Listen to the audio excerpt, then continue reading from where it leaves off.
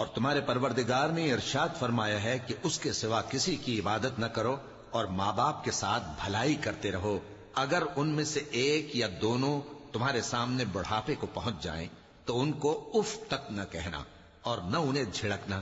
اور ان سے بات ادب کے ساتھ کرنا، اور عجز و نیاز سے ان کے آگے جھکے رہو اور ان کے حق میں دعا کرو کہ اے پروردگار، جیسا انہوں نے مجھے بچپن میں شفقت سے پرورش کیا ہے تو بھی ان کے حال پر رحمت فرما، جو کچھ تمہارے دلوں میں ہے تمہارا پروردگار اس سے بخوبی واقف ہے،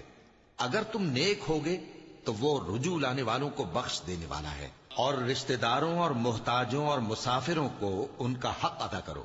اور فضول خرچی سے مال نہ اڑاؤ